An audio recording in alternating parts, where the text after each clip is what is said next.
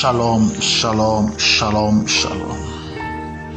Que Dieu vous bénisse. Que la grâce de notre Seigneur Jésus soit avec vous. Vous écoutez la voix de la divinité à travers de son serviteur, du docteur Jérémie. Ma prière est que le ciel te soit favorable. Ce que la terre est incapable de te donner, que le ciel dispose cela entre tes mains. J'enlève la force de la malédiction dans ta vie. J'enlève la puissance de la sorcellerie dans ta maison, dans ton entreprise, dans tout ce que tu fais.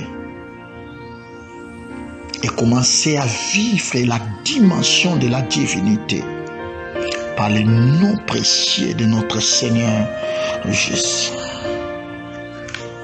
Nous sommes là pour parler sur la sagesse pour atteindre tes objectifs, partie D.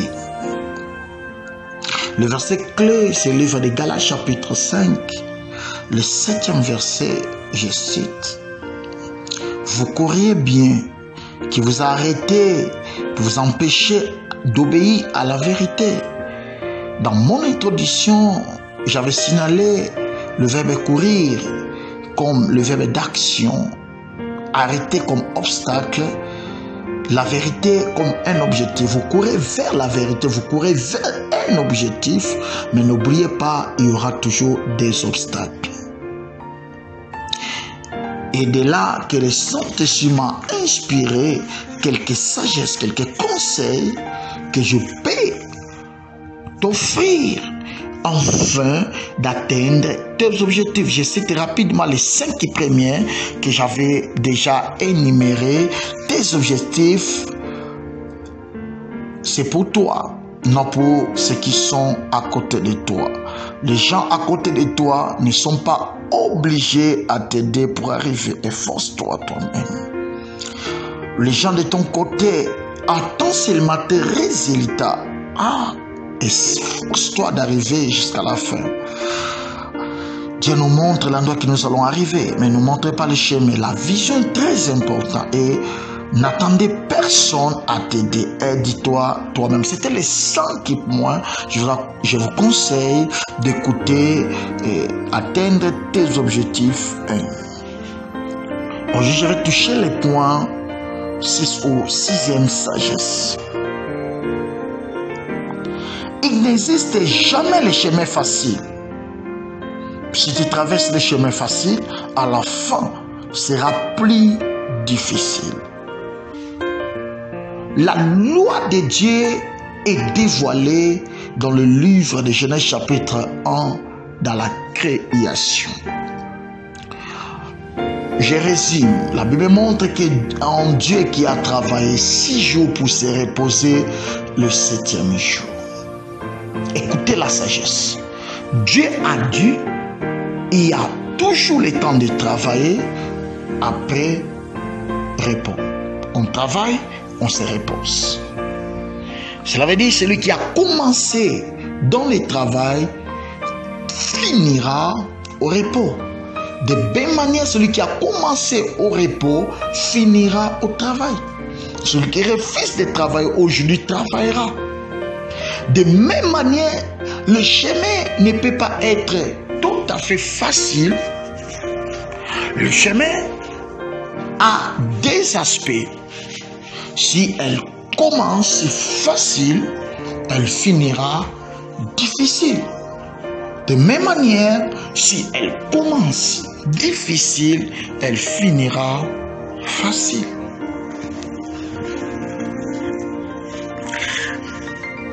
Ne pleurez pas lorsque les choses sont difficiles. Cela fait partie de ton chemin. À la fin, sera glorieux.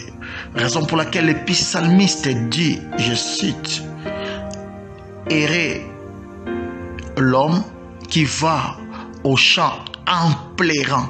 C'est-à-dire, il plaire en s'aimant. Mais quand il va récolter, ça sera un sujet de joie. Il a commencé par plairer, mais il termine au sujet de joie. Je prie pour toi. Je ne sais pas ce que tu traverses, mais je crois au nom de Jésus. Cela peut changer. Il suffit seulement de dire Amen. La grâce de Dieu repose sur toi. Septième sagesse. Chaque pas est une leçon. Apprends à tout. Je répète, chaque pas dans les chemins est une leçon. L'Éternel nous enseigne chaque fois que nous avançons avec lui. Et chaque pas que vous effectuez est une leçon. Et votre devoir est d'apprendre en tout moment, en tout événement. Ça peut être échec, ça peut être erreur, ça peut être succès, ça peut être gloire. Tout ce qui se présente devant toi, ça fait partie des enseignements de Dieu pour ta destinée. Apprends. Et j'ai appris quelque chose avec Dieu. Tout enseignement que tu n'as pas maîtrisé, tu vas répéter cela plus de 1000 fois dans ta vie. La majorité des combats qui sont devant nous, ce sont des combats qu'on a déjà vécus autre manière. Par rapport à l'histoire de David face au Goliath, il a déjà vécu le combat de Goliath dans la forêt. Il a vu Goliath comme un lion. Il a vu Goliath comme un ours. Cela veut dire le même combat, mais un autre visage.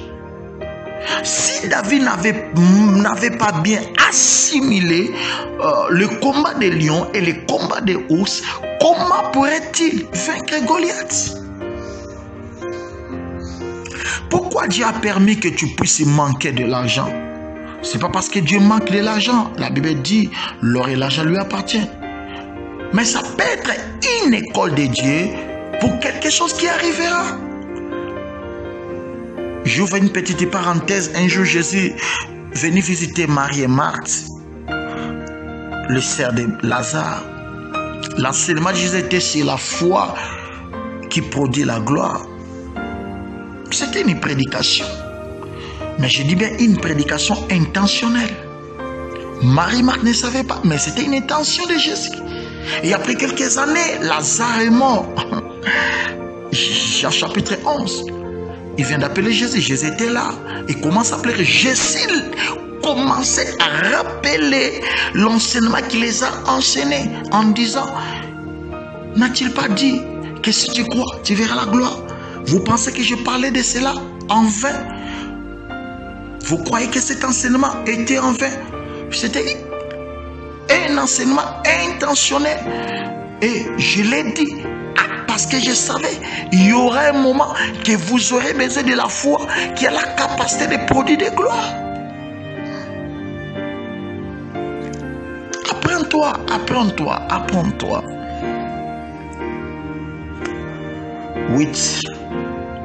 8e sagesse, ta détermination, dis avec moi, ma détermination.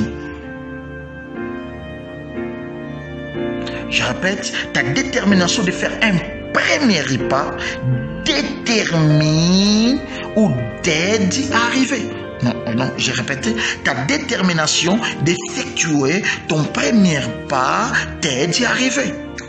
Le chemin peut être distancié, mais le premier pas ouvre les seconds, ouvre le chemin dans sa totalité. Un Chinois a dit, un trajectoire depuis des 1000 km, on l'effectue en commençant par le premier pas. Lorsque tu poses le premier pas, tu ouvres la totalité du chemin. Ta détermination de commencer annonce que tu arriveras. Ta détermination de faire annonce que tu arriveras. Ta détermination de marcher annonce que tu arriveras. Dis avec une foi, j'arriverai. Mais ne le dis pas en restant assis. Raison pour laquelle dans le livre d'Exode, Dieu a ordonné à Moïse chapitre 12, dit aux enfants d'Israël, lorsqu'ils vont célébrer la fête des Pâques, que tout le monde soit debout. Sakyodo, cela veut dire prête à marcher. Comment célébrer la délivrance en restant assis? Comment célébrer ta victoire en restant assis? La foi, ce n'est pas fermer les bras, mais la foi, c'est agir. Chaque fois que tu agis, tu montres que tu as la foi. Oh mon Dieu, je ne sais pas si je suis tenté de parler avec quelqu'un. Je te dis encore, marche. J'insiste encore, marche. Commencez. Ta détermination détermine ce que l'Éternel fera pour toi. Neuvième sagesse. Dieu ne te dira pas tout. Dieu ne te dira pas tout. Des fois, les chemins que tu entres, elle est propre à ces signalisations. Vous se respectez seulement. Je ne sais pas si vous m'avez bien saisi. Dieu ne te dira pas tout. Quand Dieu te montre là où tu vas arriver, mais Dieu ne te dira pas tout sur le chemin. Mais chaque chemin a ses signes de signalisation. Le conducteur peut mieux comprendre ce que je voulais dire. Et vous devez obéir à cette signalisation, à cette signe. Parce que chaque chemin a ses signalisations. En route, il y a des moments qu'on te demande 50 mètres à l'heure. Il y a des moments il faut accélérer. Mais il y a aussi des moments il faut marcher lentement. Il y a des moments il faut s'arrêter. Il y a des moments il faut courber.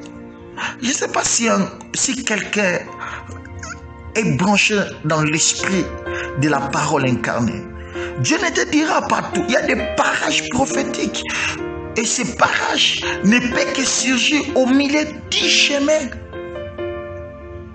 Dieu a dit à son serviteur Joseph, tes frères s'agenouillera devant toi. Mais il n'a jamais dit à Joseph que ça arrivera en Égypte.